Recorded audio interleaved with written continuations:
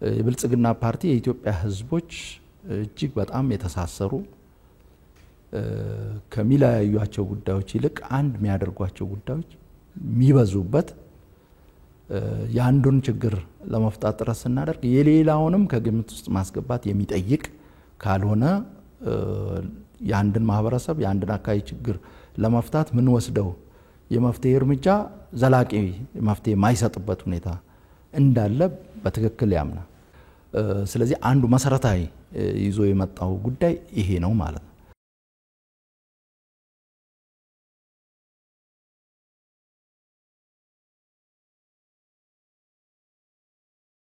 የተፎካካሪ ፖለቲካ ፓርቲዎችን በመንግስት መስረታ ሂደት ላይ ማሳተፍ በተለያዩ መንግስታዊ ኃላፊነቶች ላይ ማሳተፍ በሀገራችን የትብብር ባህል እንዲዳብር ትልቅ አስተዋጽኦ አበርክቷል። በሀገራችን ሁለንተናዊ ብልጽግና ለማረጋገጥ የሚረዳ ሐሳብ ይዞ የሚቀርብ አካል ሁሉ ሐሳቡን በነጻነት እንዲያራምድ ለህዝቡ እንዲያቀርብ እና የህዝብ ይሁንታን ካገኘ ኢትዮጵያን የመምራት እድል እንዲኖረው የሚፈቅድ በመልቲ ፓርቲ ሲስተም በመድበለ ፓርቲ ስርዓት ላይ ጽኑ እምነት ያለው ፓርቲ ነው።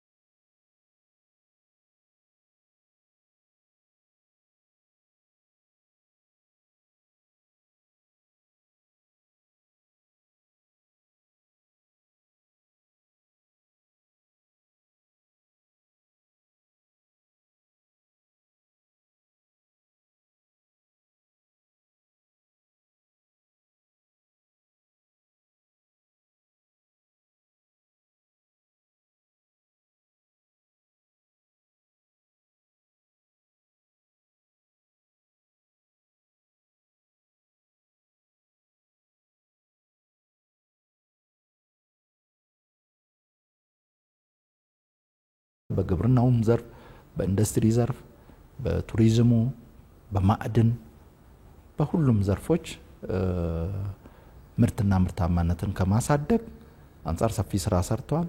ከዛም በተጨማሪ በተለይ ኢኮኖሚያዊ ነጻነትን ከመጎናጸፍ ጋር ተያይዞ ከተረጅነትና ልመና በመላቀቅ ምርታማነትን በማሳደግ የተሟላ ሉዓላዊነትን ማረጋገጥ አለብን ብሎ ሰፊ እንቅስቃሴ እያደረገ ይገኛል።